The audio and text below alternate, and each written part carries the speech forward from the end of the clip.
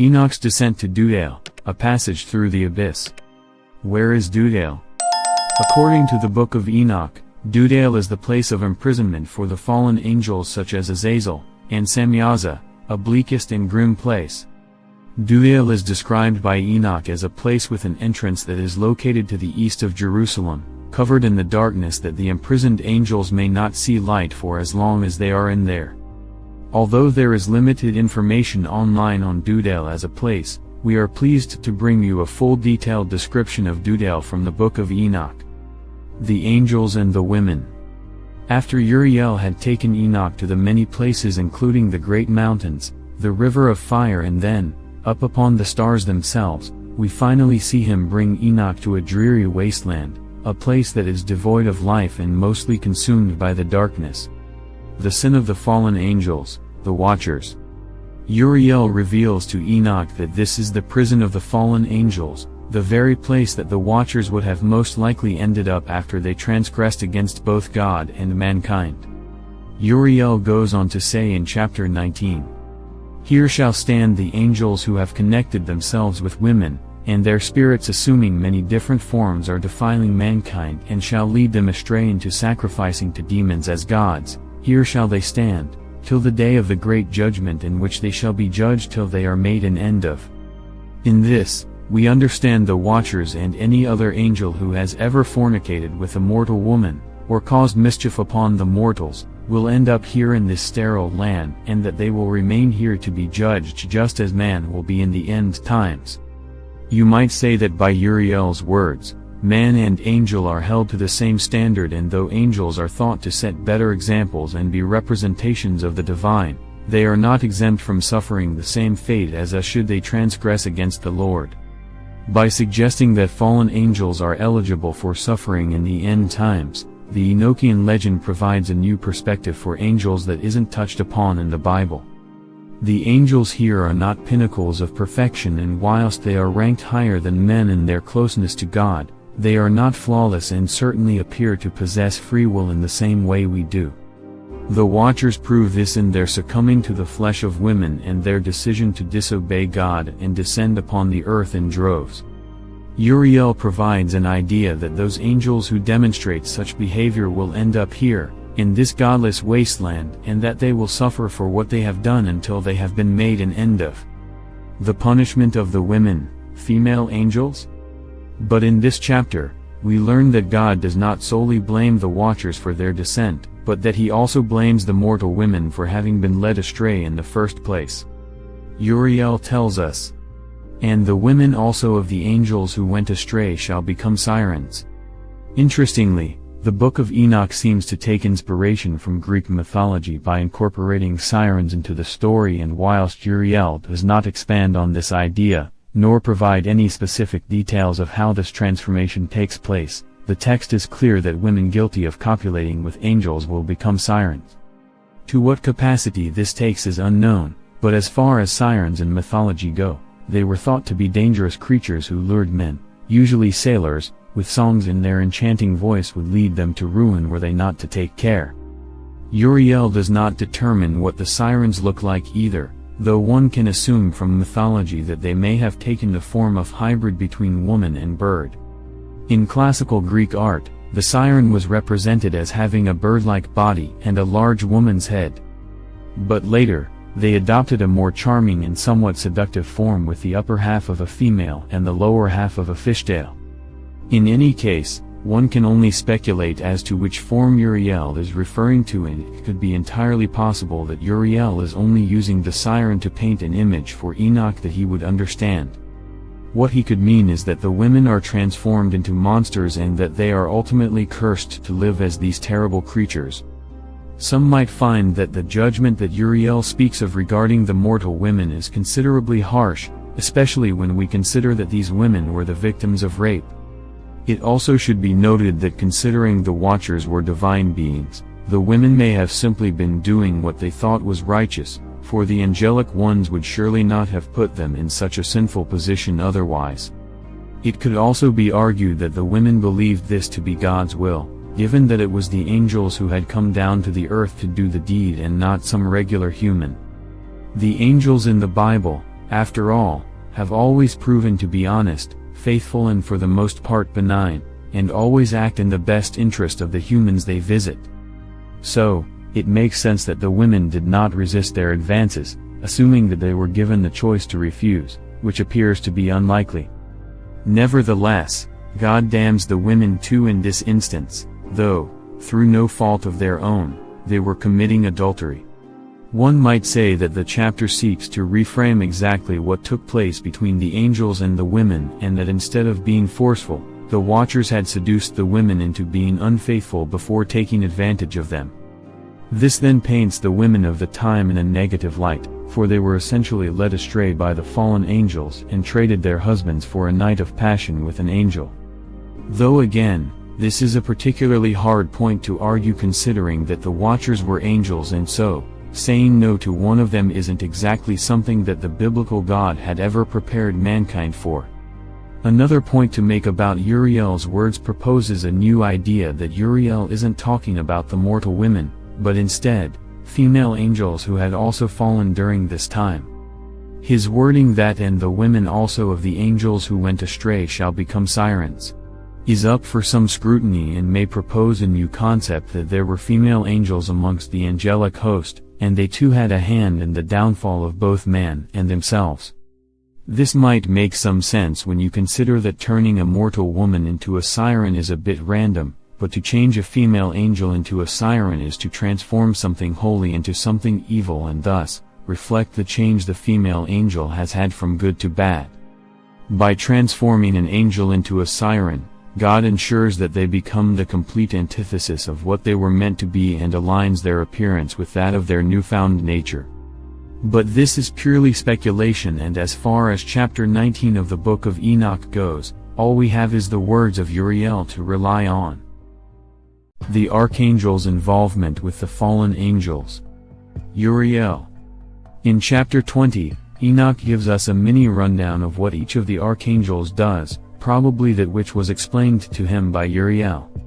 He tells us first, Uriel, one of the holy angels, who is over the world and over Tartarus. This is quite interesting that yet again, Enoch uses Tartarus, another motif in Greek mythology, that represents a void in the center of the earth, that which the Titans were cast into by Zeus. The comparison is likely again used to establish some connection with the reader and to illustrate the void where the Watchers are kept, otherwise known as the Dudael, a bleakest and dire place. Beyond this, both the void discussed in the Enochian legend and the void of Tartarus are very different in that in the Enochian legend, God damns the Watchers there for their deceit and treachery. Meanwhile, in Greek mythology, Zeus only damns the Titans to Tartarus because they are his nemesis and to prevent them from resurging again to challenge his rule. In this case, one is an act of punishment, and the other is an act of war. Raphael. Moving on, Enoch continues his rundown of the angels by telling us, Raphael, one of the holy angels, who is over the spirits of men. In this, it might be said that Raphael guards the very souls of men on earth and seeks to watch over them in a way that the Watchers had failed to do. It might be said that after the Watchers had been dealt with, God had tasked Raphael with being the sole watcher of the earth. By looking after the spirits of men, it may link in with the tradition that Raphael was an angel of healing. Raguel. We then see Enoch speak of another angel not mentioned thus far. He tells us, Raguel, one of the holy angels who takes vengeance on the world of the luminaries. The luminaries in the biblical sense are usually thought of as essences that provide light. The sun, the moon and the stars are all considered to be luminaries in the Bible, such as we are told in Genesis. And God maketh the two great luminaries, the great luminary for the rule of the day, and the small luminary, and the stars, for the rule of the night. Genesis 1:16. With the idea established in Enochian legend that the angels were the stars, the angel Raguel takes on the role of punisher for the angels who step out of line. It might be said that after the descent of the Watchers, God sought to put in place a deterrent to stop other angels from doing the same, and so he elected Raguel to bring vengeance upon those who did end up falling. Michael. Enoch continues with Michael, telling us, Michael, one of the holy angels, to wit, he that is set over the best part of mankind and chaos. And here we can see that Michael is deemed to be positioned amongst the best of mankind, those who were perhaps the most righteous, and there his presence would serve them as they continued to live moral and pious lives. It suggested that he was an angel that was able to govern chaos, perhaps the chaos in one's life, and so to have him on side would see to the righteous amongst mankind living harmonious lives. Seraphel. Yet another new angel is established in this section, as Enoch tells. Seraphel, one of the holy angels, who is set over the spirits, who sin in the spirit. It might be said that Seraphel was tasked to watch over the spirits, those who were the sinful spirits, or demons. We know that the Nephilim were not fully destroyed, but that their spirits were allowed to live upon the earth to bring destruction and chaos as punishment to man for having listened to the Watchers. It is possible then that when Enoch refers to the spirits who sin in the spirit, he may be referring to Nephilim spirits, and that Seraphel watched over them to make sure they did not become too powerful. Gabriel. Enoch continues of the angels, Gabriel, one of the holy angels, who is over paradise and the serpents and the cherubim. Here, it might be said that Gabriel watches over everything, both good and bad. He acknowledges the antics of the holy cherubs, but he also acknowledges the antics of the evil serpents, which makes sense given that he is a messenger angel. By knowing everything good and bad, Gabriel can alert God to any disturbances that take place, which may have been an improvement to the way angels communicated with him, given that he was seemingly unaware of the perils on earth with the Watchers. Having Gabriel watch over both the good and the bad, ensured that action could take place sooner and thus prevent things from getting out of hand as they did on earth. Remiel. Finally, Enoch concludes of the final angel, Remiel, one of the holy angels, whom God set over those who rise. We understand from the second book of Baruch, a Jewish pseudepigraphical book, that the archangel Remiel is an angel of hope and is credited with both divine visions and guiding faithful souls into heaven. With this understanding, it might be said that Remiel is indeed set over those who rise, as in, he is responsible for souls rising into heaven after the physical death. In conclusion to the story of Job in the Bible, the poetic dialogue between Job and his friends is reflective of that which we may have today, where one who is doubting their faith may feel like Job, and he or she may feel dissatisfied not just with God but with the answers they are receiving from their friends. If anything, I would dare to say that Job is possibly one of the most relatable characters in the Bible. While he's made out to be this perfect humble man, in the beginning, we see that like us he's quite flawed when pushed to his limits, in that his faith wavers in his questioning of God. Job dares to challenge God when he demands answers for his suffering, and in this, he serves as an example that one should not assault God upon his misery, but first consider how we cannot conceive God's plan, and so cursing him is nonsensical and futile. But some do not see the value in the book of Job, and they view Job as a mere pawn of God, the pawn he uses to prove a point to Satan. There exist arguments that show the biblical God in a negative light, that his responding to Satan at all is immature, and he uses the life and livelihood of one of his creations to rebuke Satan, is diabolical. The argument brings home the point that God could have easily just brushed Satan to one side when Satan challenged God, but God demonstrates pride himself and purposely hurts Job just to tell Satan, "I told you so." Not only this, but he also allows the devil to physically harm Job, all for the point of what is said to be a petty argument. Other arguments suggest that God in this instance is a manipulative creator, that he picks on Job wrongfully. These arguments go on to say that even if this is all a part of God's plan, his explanation to Job in the last part of the text is lazy. It's like a parent telling their child, "I'll explain when you're older." God gives a similar explanation to Job, telling him that he cannot comprehend his fate because he is just a mortal. These arguments go on to say that God, being all-powerful, could have easily broken down his process until Job understood it, or he could easily have given Job the intelligence needed to understand why he had been punished. But instead, God just tells him that he is essentially not smart enough, and therefore, he should just go along with what has happened to him.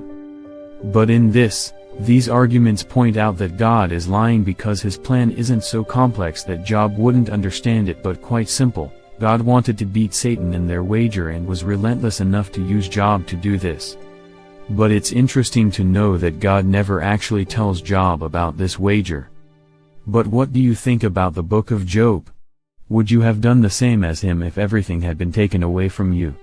Would you be able to hold your temper if you found out that God had taken away everything you loved just so he could win a bet against Satan? Furthermore, do you think that this biblical God is just based on his actions in the book of Job?